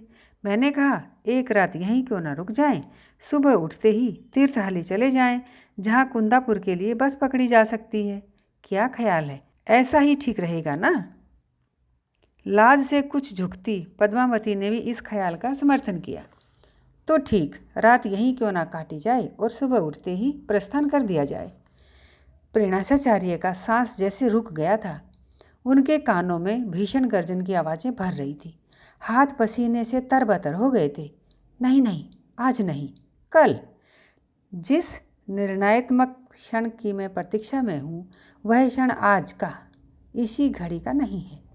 आज नहीं, मैं अभी शौक और सूतक की दशा में हूँ। मैंने अभी अभी तो अपनी पत्नी का दाह संस्कार किया है। नारनप्पा का शव अभी वैसे ही पड़ा सड़ रहा है। मुझे इन लोगों से सभी कुछ साफ साफ कह देना चाहिए। मुझे सब सत्य ही बतलाना चाहिए। उचित है कि मैं यहाँ से उठ जाऊँ और चला जाऊँ। मुझे एकदम लुप्त हो जाना चाहिए। लेकिन इस सब सोच विचार के बावजूद उनका स्थूल शरीर वहीं बैठा रहा। पद्मावती को आशामयी एकटक दृष्टि का लक्ष्य बनाकर पुट ने कहा, तब तो सब ठीक है। इन्होंने अभी भोजन नहीं किया है। ये मंदिर में सहभोज के लिए जाएंगे और फिर यहीं लौट आएंगे। धर्मस्थल की मंडली भी यहाँ आई हुई है ना? तुम उनके नाटक को क्या देखने जाओगी? अनौपचारिक लहजे में उसने पद्मावती से पूछा। अरे नहीं, मैं भगवान के दर्शनों के लिए शाम को केवल मंदिर जाऊंगी और लौट आऊँगी। मैं आप लोगों का इंतज़ार करूँगी। उसने किसी स्वीकृति अस्वीकृति का कोई संकेत पाए बिना पुट और पद्मावती के बीच में बैठे उनके मुंह से जरा सी भी आवाज़ के निकले बिना पुट ने कहा, तो आइए, उठिए, चलें। आचार्य उठकर खड़े हो गए। पद्मावती की तरफ देखा। लंबी केश राशि, स्नान के बाद अभी उनमें तेल भी नहीं डाला गया। गुदगुदे मांसल अंग, नितंब वक्ष, लंबा छरहरा बदन, आँखों में एक चमक, एक उम्मीद, एक प्रतीक्षा। मासिक धर्म के उपरांत जरूर रीति के अनुसार स्नान करके आई होगी। हर सांस लेने और छोड़ने के साथ छातियाँ उठती हैं, गिरती हैं। यदि अंधेरे में उन्हें दुलारा जाए तो उनके अग्रभाग कड़े हो उठेंगे। घास की जड़ों की, जंगली चिरायते की गंध, जुगनुओं की रोशनी में तैरते हुए रथों का आभास। आग आग, चिता की आग लकड़ियों को लीलती चल रही है, हाथों और पाँवों की ओर बढ़ रही है, पेट को भूनते हुए सितकार कर रही है, फूट रही है और हड्डियों के कपाल को फोड़े दे रही है। अग्नि की लपलपाती जिह्वाएं मृत की छातियों तक पहुंच गई। धू धू करके जलती आग। नारनप्पा का जीवनहीन शरीर अभी तक बिना क्रियाक्रम के पड़ा है। किस तरह वह अपने सामने के बरामदे में हुक्का पीते बैठा रहा करता था। अर्थी पर पड़ी मृतदेह अपने वजन से बीचों बीच से उसे दबाती हुई वैदिक ऋषि याज्ञवल्क्य ने एक बार कहा था, स्नेह, किसका किससे स्नेह? अपनी पत्नी से स्नेह अपने से ही स्नेह है। परमात्मा से स्नेह भी अपने प्रति ही स्नेह है। वे इस समस्या के मूल तक जाएंगे, वे विजयी होंगे। उन्होंने उसे देखा, उनकी सराहना की। व्यास ऋषि का जन्म एक घड़े में हुआ था। हाथों में उन्होंने कमंडल तक पकड़ा हुआ था। आचार्य ने एक कदम उठाया, तो ठीक, आप चलें और जल्दी ही लौट आएं। पद्मावती बोली, भगवान मारुति ने मुझे चकमा दिया, मित्र महाबल ने मुझसे चतुराई की, नारनप्पा ने मुझसे बदला लिया, ब्राह्मण स्वर्ण के लिए लालच से घिर गए। अंधकार में प्रतीक्षा करती चंद्री को जिस चीज़ की कामना थी उसे हासिल किया और विदा हो गई। भागीरथी ने चीखा पुकारा और प्राण त्याग दिए। आचार्य स्वयं में ही खोए थे। पुट ने आचार्य के कंधे पर हाथ रखा, गीले खेत के किनारे उन्हें रोका, पूछा, क्या विचार है आपका? फिर कहा, जैसा मैं सोचता था वैसा ही हुआ। इस भ्रम में मत पड़िएगा कि ये स्त्री कोई सामान्य वेश्या है। एकदम नहीं महाराज, छोटी जाति का एक भी व्यक्ति कभी उसके पास तक नहीं फटका है और उसकी अपनी भावनाएं ऐसी हैं कि वह किसी चालू ब्राह्मण तक को स्वीकार नहीं करती। धन के लिए, चंद पैसों के मोल वह नहीं बिकती। आपने स्वयं ऐसा ही अनुमान लगाया होगा। वह तो काफ़ी बड़ी जागीर की मालिक है। हमारे पुराने ऋषि मुनि जीवित होते तो वे भी उस पर मोहित हो जाते। इस तरह की वह है। 1 मिनट के लिए तो मैं डर ही गया था कि आप मेरी कही बातों को झूठा ना बता दें। आपको वह अच्छी लगी या नहीं? दोस्त के लिए पुट कुछ भी कर सकता है। परमार्थी पुट इस नाम से भी मेरी ख्याति है। यह कहकर वह आचार्य की पीठ थपथपाता हुआ हंसने लगा। गीले खेत को, उसकी बाड़ को, फिर बांस के बने छोटे पुल को उन्होंने पार किया, संकरी गली को लांघ गए और फिर वही मेले की भीड़ और शोर। मंदिर के रथ के चारों ओर बाहरी भीड़ की रेल पेल जमा थी। सोडे की दुकान के बाहर भी वैसी ही भीड़। बंदर के नाच का तमाशा दिखाने वाले माधारी को भी भीड़ घेरे हुए थी। बच्चों के लिए बाजे, पीपनियाँ, इस सब शोर शराबे में एक अशुभ आवाज़। शहर की ओर से एक मुनादी करने वाला अपनी ढोलक पर पतले बांस बजाकर थोड़ी थोड़ी देर बाद ऊंची आवाज़ में यह घोषणा करता चल रहा था, महामारी फैल गई है। शिव मोगे की तरफ जाने वाले लोग पहले तीर्थहल्ली उतरें और टीका लगवाएं। म्यूनिसिपैलिटी का यह ज़रूरी हुक्म है। दिलचस्पी के साथ लोग उसकी बात भी सुन रहे थे और साथ ही साथ सोडे की खपत भी बढ़ गई थी। बंदर की शरारतों पर ठहाका मारकर लोग हंस रहे थे। भीड़ को जमा करके दवाइयाँ बेचने वाला कन्नड़ और उर्दू में बोलकर दवाइयों की बिक्री में व्यस्त था। केवल एक आने में औंधाणे औंधाणे, पेट के दर्द के लिए, कान के दर्द के लिए, मधुमेह से रक्षा के लिए, बच्चों की बीमारियों के लिए, मासिक धर्म के रोगों के लिए, खुजली और टाइफाइड के इलाज के लिए, ये लीजिए रामबाण औषधि। केरल ब्राह्मण के मंत्रों के जाप से इसमें तासीर भरी गई है। एक आने में औंधाणे औंधाणे। बम्बई बक्से का तमाशा बदस्तूर चल रहा था। देखिए देखिए, तिरुपति के भगवान को देखो, तिमप्पा, बम्बई की वेश्या देखो। पेड़ की एक ऊंची शाखा और जमीन पर गड़े खूंटे से बंधी एक रस्सी को पकड़कर एक कलाबाज आंख झपकते नीचे फिसल आया और पांव धरती पर टिकाकर भीड़ को सलाम ठोकने लगा। बैलून खरीदने के लिए जिद कर रहे एक बच्चे को एक का एक कहीं तमाचा पड़ा। बच्चा ऊंचे स्वर में रोने लगा। कॉफ़ी की दुकान पर ग्रामोफोन का कोई रिकॉर्ड बज रहा था। मुसलमान हलवाइयों की दुकान पर रंग बिरंगी मिठाइयाँ सजी हुई थी। ग्रामीण पुरुष और स्त्रियों के खास धीमे सुरों में आरती और प्रार्थना की उठती आवाज़ें। मंदिर के रथ पर पुजारियों द्वारा संस्कृत के मंत्रों, श्लोकों के सतत पाठ का तालमेल। स्मार्त ब्राह्मणों की कर्कश स्वर में बातचीत। इन सब के बीच उन्हें अभी इसी क्षण अपना निर्णय ले लेना है।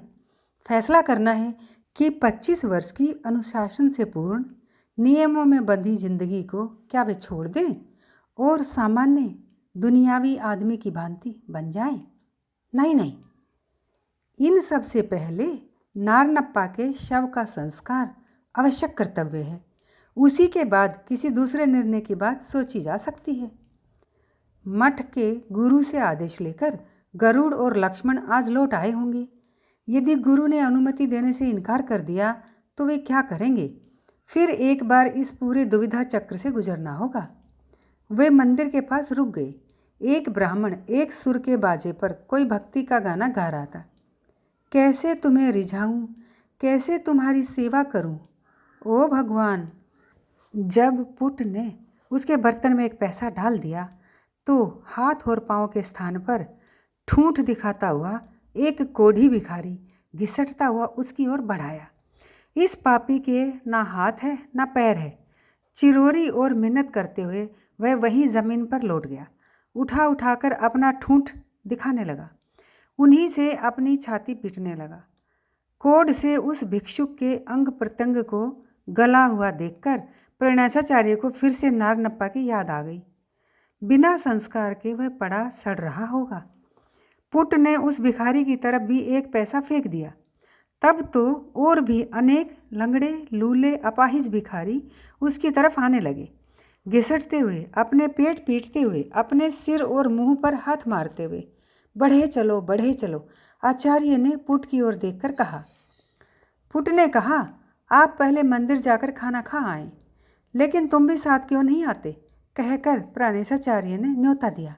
एकाएक मंदिर के अहाते में जमी ब्राह्मणों की कतार पर कतार के सामने अकेले पड़ जाने का, पहचाने जाने का, अकेले किसी के साथ न होने का भय उन पर छाने लगा। अब मैं पुट के बिना शायद कहीं आने जाने के योग्य नहीं रहा, उन्होंने सोचा। ऐसा भय उनके मन में पहले कभी नहीं उठा था। अरे, आप कह क्या रहे हैं?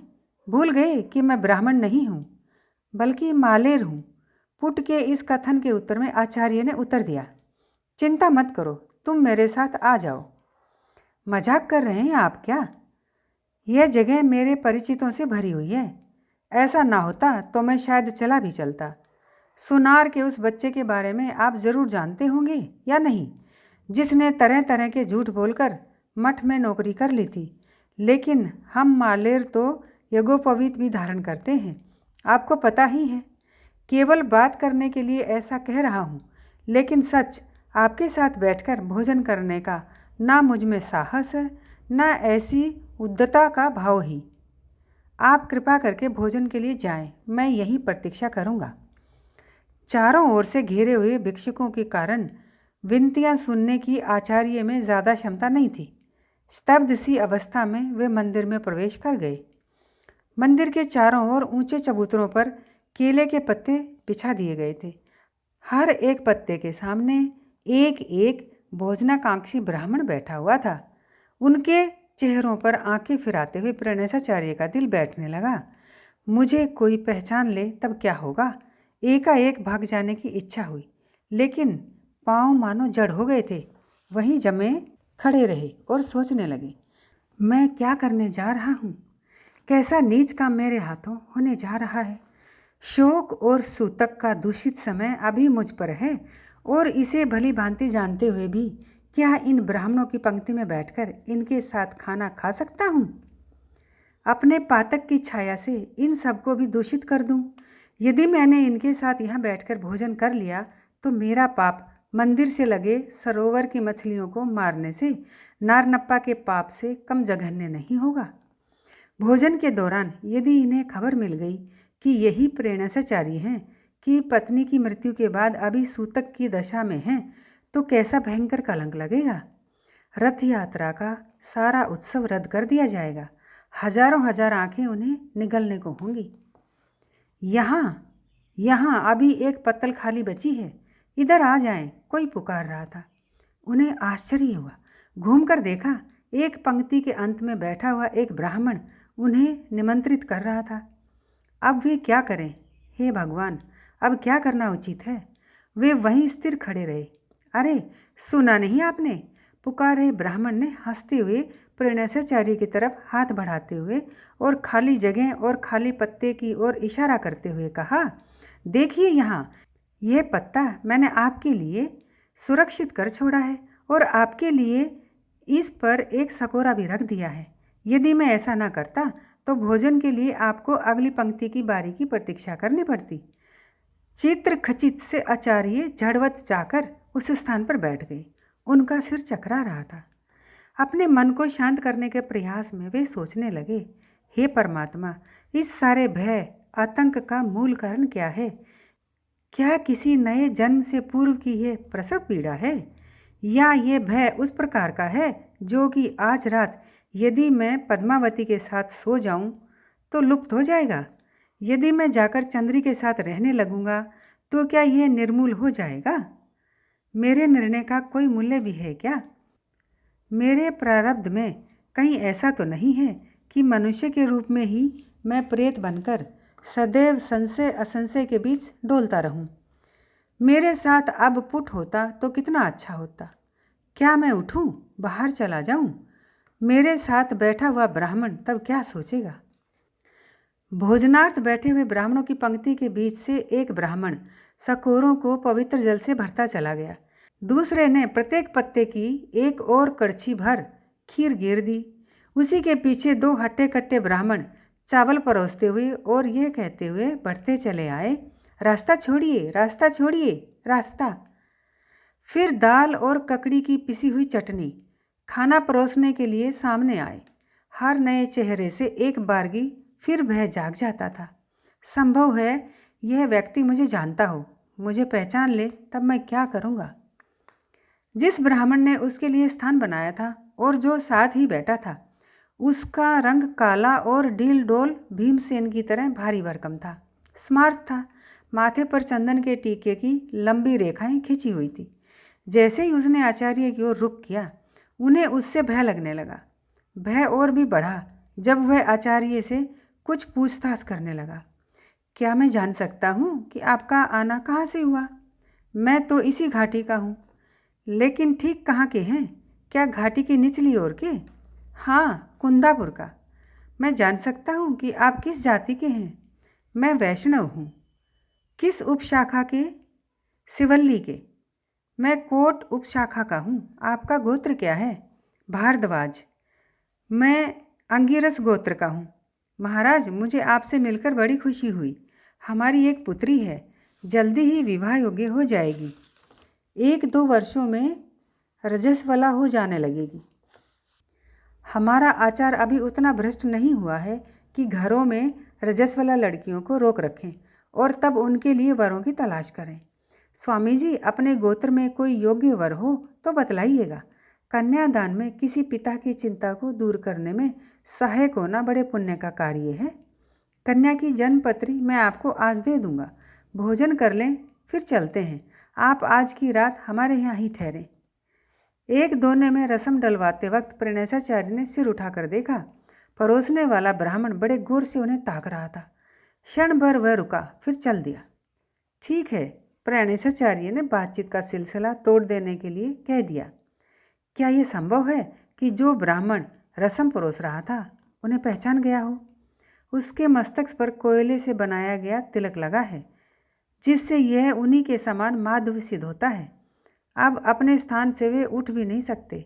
अंजलि में आचमन का जल है। भगवान का नाम लेकर उसे सबके साथ मिलकर पवित्र भी कर लिया है। श्रीमद रमारमण गोविंदा गोविंदा। उन्होंने रसम में गर्म गर्म चावल मिलाकर खाना शुरू कर दिया। ठीक तरह से भोजन किए बिना कई दिन बीत गए थे। हे भगवान, मुझे इस यातना से तारो, मेरी रक्षा करो कि अब मुझे कोई पहचान न सके। मैं ये निश्चित रूप से नहीं कह सकता कि ये निर्णय मेरा अपना है। मैं जो कुछ भी करता हूँ उसमें किसी अन्य को जैसे लिप्त कर लेता हूँ। जो कुछ हुआ था उसके बाद नारनप्पा का शव संस्कार मुझे अपने हाथों संपन्न करना चाहिए था, लेकिन मैं अकेला क्या कुछ कर सकता था। संस्कार के लिए केवल शव को शमशान तक उठाकर ले जाने के लिए हमें कम से कम 3 और व्यक्तियों की आवश्यकता थी। मुझे किन्हीं 3 और को तो कहना ही पड़ता, जिसका अर्थ है कि अपने कर्तव्य में मैं कम से कम 3 और को आविष्ट कर लेता। मेरी सारी यातना, कुल पीड़ा का मूल इसी में है। जबकि मैं चंद्री के साथ दूसरे किसी के भी जाने बिना सोया था, तो अपने इस कार्य के सारे अग्रहार के जीवन को मैंने अपने साथ उलझा लिया। परिणाम स्वरूप मेरा जीवन सबके लिए अनावृत होकर रह गया है। जो ब्राह्मण रसम परोस रहा था वह ये पुकारता हुआ फिर आया, रसम रसम, किसी को रसम चाहिए? वह आचार्य के पत्ते के सामने खड़ा होकर बोला, रसम। आशंका से आचार्य ने मुंह उठाकर उसकी ओर देखा। उस व्यक्ति ने कहा, शायद मैंने आपको कहीं देखा है। संभव है, आचार्य ने कहा। परमात्मा की इतनी दया हुई कि यह सुनने के बाद वह व्यक्ति अगली पंक्ति में बैठे ब्राह्मणों को परोसने के लिए चला गया। मुझे लगता है कि उस व्यक्ति की आंखें मेरे बारे में ही सोच रही हैं। वह आंखें मेरे चेहरे को उसके मस्तिष्क के भीतर तक पहुंचा रही हैं ताकि वह मेरे व्यक्तित्व को पहचान सके। यदि मैं चंद्री के साथ भी जाऊं तो रास्ते में कोई मुझे पकड़कर ज़रूर पूछेगा, आप कौन हैं? आप किस गोत्र के हैं? किस उपशाखा के हैं? आपकी जाति क्या है? तब तक मैं कुल ब्राह्मणत्व को त्याग कर अलग से खड़ा नहीं हो जाता। इन सब उलझनों से स्वतंत्र नहीं हो पाऊंगा। यदि मैं इनका त्याग कर सकूं तो मैं मुर्गों की लड़ाई के भयानक हिंसक संसार में गिर पड़ूंगा और किसी कृमि कीट की तरह जन्म भर जलूंगा। मैं इस स्थिति से कैसे छुटकारा पाऊंगा जो न यहाँ की है और न वहाँ की, जो स्थिति प्रेम आत्माओं की अनंत बेचैनी के समान है। जो ब्राह्मण उनके आगे बैठा था वह बड़बड़ाया। इस बार ज़्यादा पानी डालकर उन्होंने रसम को पतला कर दिया है। और यह क्या, आप अपना पेट केवल रस्म पी पी कर भर रहे हैं। थोड़ी प्रतीक्षा कीजिए, अभी तो मिठाइयाँ और दूसरी चीज़ें भी आएंगी। जो व्यक्ति पहले रसम लेकर आया था, इस बार वह सब्जी से भरा एक बड़ा बर्तन लेकर आया। आचार्य के सामने खड़े होकर उसने कहा, मुझे याद नहीं आ रहा कि आपको कहाँ देखा है। क्या यह संभव है कि मठ में देखा हो? विशेष पूजा पाठ के दिनों में भोजन बनाने और बांटने के कार्य के लिए मैं वहाँ प्राय जाया करता हूँ। हमारा अग्रहार इसी नदी के पार है। परसों खाना बनाने के लिए मैं मठ गया था और आज ही लौटा हूँ। तब जैसे जल्दी हो, फिर वह अगली पंक्ति में सब्जी बांटने के लिए ये कहता हुआ चला गया, सब्जी सब्जी सब्जी। आचार्य ने सोचा कि मुझे अब यहाँ से उठकर चले जाना चाहिए, लेकिन उनकी टांगें सुन्न पड़ गई थी। उनके साथी ब्राह्मण ने कहा, हमारी पुत्री बहुत अच्छी रसोई बनाती है, बड़ों के प्रति बहुत सम्मानशील है। हमारी इच्छा है कि हम उसे किसी ऐसे समादृत परिवार में दें जहाँ घरेलू काम धंधों की शिक्षा देने के लिए उसके सास ससुर जीवित हों। इस वर्तमान भय से बचने का एक ही उपाय है। मुझे नारनप्पा के अंत्येष्टि संस्कार का दायित्व अपने ऊपर ले लेना चाहिए। दूसरे ब्राह्मणों की नज़रों में उसी अग्रहार में जहाँ मैं बड़ा हुआ और सबसे आदर पाया, मुझे सबका अग्रज बने रहना चाहिए। मेरे लिए उचित है कि मैं गरुड़ और लक्ष्मण को बुलाऊं और कहूं कि सब कुछ इस प्रकार हुआ। अब मेरा निर्णय इस तरह का है, मैं आदर और शील का वह अंग वस्त्र उतार कर फेंक रहा हूँ जो अब तक आपकी नज़रों में ओढ़े हुए था। मैं उस समादर के चोले को तार तार करके आप लोगों की आंखों के सामने फाड़ फेंकूंगा। यदि मैं ऐसा नहीं करता तो मेरे अंतर का भय हर जगह मेरा पीछा करेगा और मैं कभी स्वतंत्र नहीं हो पाऊंगा। तब क्या होगा? नारनप्पा की तरह ही, जिसने मंदिर के सरोवर में मछलियां पकड़कर समूचे अग्रहार को उलट पुलट दिया था, मुझसे भी ब्राह्मणों के जीवन में आमूल परिवर्तन होने जा रहा है। उनकी आस्था को मुझसे बहुत करारी चोट पड़ेगी। मैं उन्हें क्या बतलाऊंगा कि चंद्री के साथ मैंने संभोग किया था, कि मैं अपनी पत्नी से घृणा करने लगा था, कि मैंने बाजार की एक चालू दुकान से मेले में काफ़ी पी, कि मैं मुर्गों की वह भयावह हिंसक लड़ाई देखता रहा, कि मेरे भीतर पद्मावती के प्रति कामुकता का भाव जागा, कि शौक और सूतक की दशा में भी मंदिर में ब्राह्मणों की पंक्ति में बैठकर मैंने पवित्र सहभोज किया, कि मैंने एक मालेर लड़के को मंदिर में अपने साथ आने और अपने साथ भोजन करने का न्योता दिया। लेकिन यही मेरा सत्य है। कुछ हो गई भूलों की मात्र यह स्वीकारोक्ति नहीं है, किसी किए हुए पाप का पश्चाताप भी नहीं, केवल सच्चाई भर है, मेरी अपनी सच्चाई। इसलिए यह मेरा निर्णय है। अपने इस निर्णय से ही मैं अपने संपूर्ण अतीत को तिलांजलि दे रहा हूँ। जरूरी हो तो पुत्री के विवाह पर दहेज देने में भी हमें झिझक नहीं होगी महाराज। आप जानते ही हैं कि समय बुरा है। सांवले रंग की लड़कियों के लिए वर खोज पाना कठिन होता जा रहा है। आप आइए और बेटी को स्वयं एक बार देखिए। उसमें एक ही कमी है, उसके रंग का सांवला होना, जबकि उसकी आंखें बहुत सुंदर हैं और नाक बहुत तीखी। बेटी की जन्मपत्री में गज केसरों का योग है, जो कि बहुत उज्जवल भविष्य का सूचक है।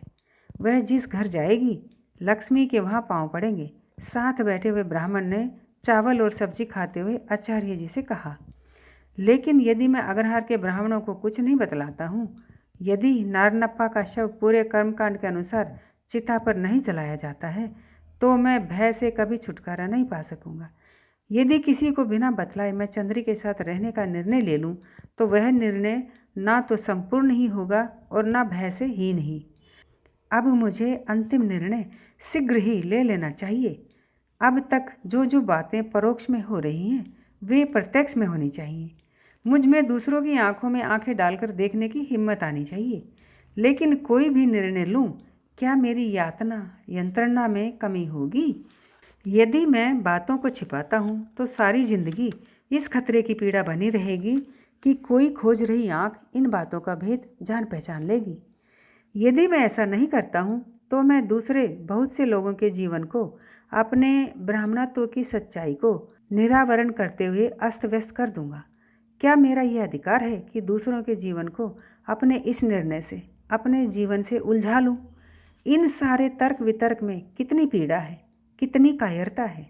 हे परमात्मा, निर्णय करने के इस दायित्व को तुम मुझसे ले लो। जैसा कि मेरी इच्छा के बिना जंगल के अंधेरे में जो कुछ हुआ, इस निर्णय को भी उसी तरह अनायास होने दो। ऐसा कर दो कि किसी निर्णय पर एकाएक पहुंचा जा सके, कि आँख की एक झपक लेने से पहले ही वहाँ मेरा एक नया अस्तित्व आ खड़ा हो। नारनप्पा, क्या तुम भी इस प्रकार की किसी यंत्रणा से गुजरे थे? महाबल, क्या तुम्हें भी इस प्रकार की पीड़ाएं झेलनी पड़ी थी? जो ब्राह्मण रसम लेकर आया था, इस बार वह मिठाइयों से भरा एक टोकरा लेकर आया। आचार्य के साथ बैठे हुए ब्राह्मण ने उसे पत्ते पर मिठाइयाँ नहीं डालने दी, वरन अपने बाएं हाथ में लेकर उन्हें अलग रख दिया। अब वह व्यक्ति आचार्य के पत्ते के सम्मुख खड़ा था। आचार्य का सांस ऊपर नीचे हो रहा था। अरे हाँ, कैसा भुलक्कड़ हो गया हूँ मैं। आप तो दुर्वासापुर के प्रेरणाचार्य हैं ना? आप जैसे महान ब्राह्मण इस तरह के साधारण भोजन के लिए यहाँ कैसे आ गए? साहूकार के घर में आज एक महाभोज का आयोजन था। आप जैसे बड़े बड़े लोगों के लिए ही उस सहभोज की व्यवस्था हुई थी। आपके माथे पर क्योंकि कोई तिलक चिन्ह नहीं था, शुरू में ही मैं आपको नहीं पहचान सका। आपने स्वयं भी नहीं बतलाया। अब यदि मैं साहूकार को ये खबर नहीं देता हूँ तो वह मेरा गला पकड़ लेगा कि मैंने आप जैसे महान पंडित को एक पंक्ति के अंत में बिठाकर ये खाना खिलाया। मैं एक पल में लौटकर आया। आप कृपा करके यहाँ प्रतीक्षा कीजिए। ये कहकर और मिठाइयों का टोकरा वहीं छोड़कर वह दौड़ पड़ा। प्रेरणाचार्य ने अंजलि में आचमन का जल भरा और अपना भोजन समाप्त करते हुए उसे पी लिया।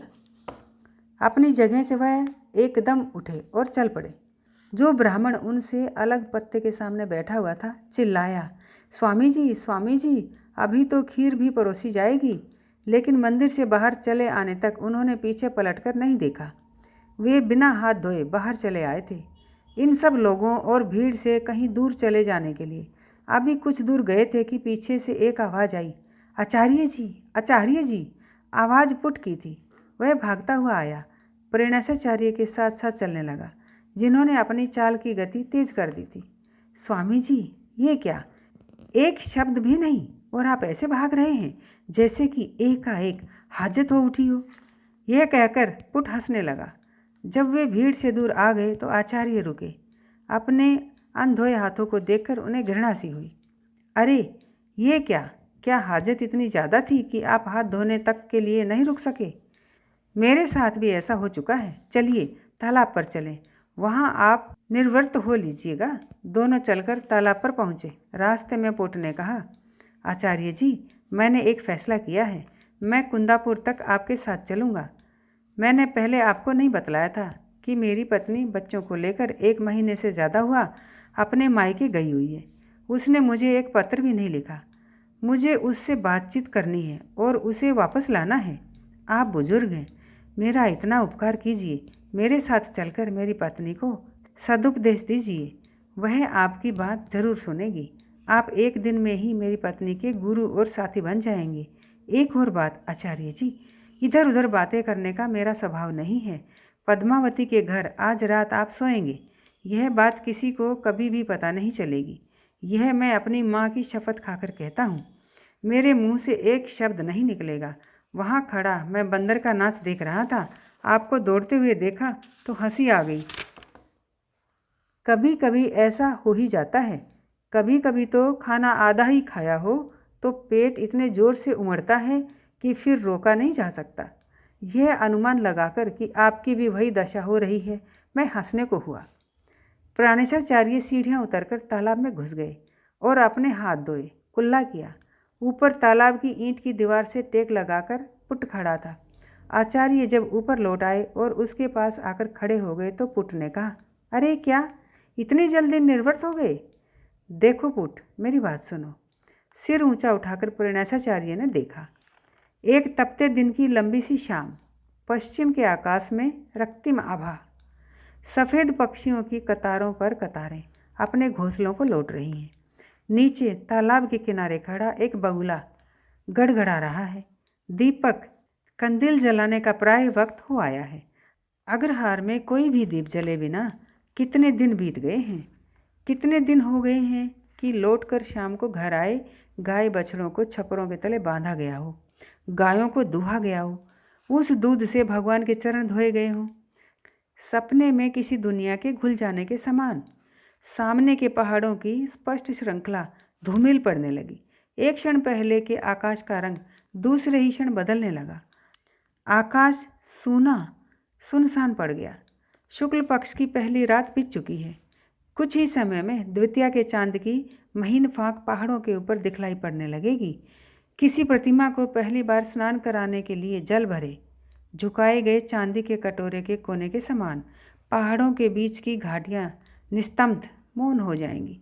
रात की पूजा के लिए जलाई गई मशालें पूजा के तुरंत बाद बुझा दी जाएंगी और मेले से आने वाली तरह तरह की आवाज़ें चुप्पी में खो जाएंगी। फिर नाटक मंडली के ढोल और तबले बजने लगेंगे और नए प्रकाश का शोर उभरेगा। यदि मैं इसी वक्त चलना शुरू करूं तो आधी रात तक अग्रहार इस दुनिया से कितनी दूर पहुंच जाऊंगा। उन भयभीत ब्राह्मणों के सम्मुख मैं मानो बिल्कुल निशंक नंगा होकर खड़ा हो जाऊंगा।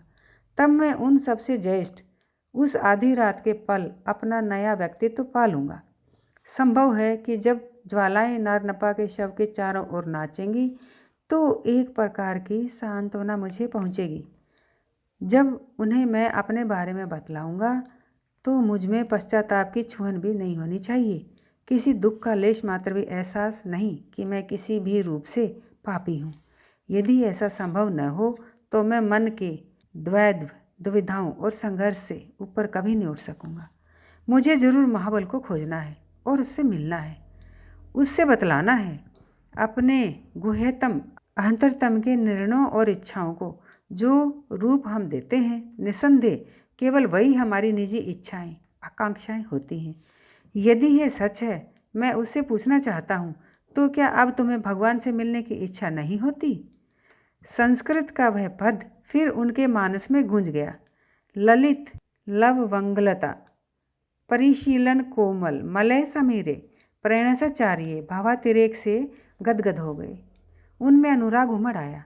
पुट के कंधे पर उन्होंने हाथ रखा, उसे अपने नज़दीक खींचा और पहली बार उसकी पीठ थपथपाते हुए उससे बोले, मैं क्या कहने जा रहा था? स्वामी महाराज, जब सड़क पर पहली बार मेरी भेंट आपसे हुई थी तो मुझे ऐसा लगा था कि ये भद्र स्वामी कभी मेरे मित्र नहीं बन सकते। पुट ने आचार्य के स्नेह भरे स्पर्श से पुलकित होकर कहा, देखो पुट, तुम्हें बतलाता हूँ, मैं मंदिर में भोजन खाता हुआ एकाएक क्यों भाग खड़ा हुआ। मुझे तुरंत ही दुर्वासापुर लौटकर जाना है। अरे कैसे कर सकते हैं ये आप आचार्य जी? आपकी पद्मावती आपकी राह देख रही होगी। एक नर्म बिस्तर अभी से बिछा दिया होगा, अगरबत्तियाँ जला चुकी होंगी और अपने बालों में फूल भी सजा चुकी होगी। अब यदि आप मेरे साथ वहाँ नहीं पहुँचेंगे तो मैं उसका सामना ही कैसे कर सकूँगा। आपको कितना ही ज़रूरी काम हो, आज की रात तो आपको यहीं गुजारनी है। आप बड़े तड़के निकल जाइएगा, आप अभी नहीं जाएंगे, आपको मेरे सिर की कसम। पुट यह कहकर प्राणेशाचार्य का हाथ पकड़कर उन्हें खींचने लगा। आचार्य एक बार फिर भयग्रस्त हो उठे। अपने निश्चय की शक्ति पर उन्हें शंका होने लगी, शायद वे फिर से फिसल जाएं।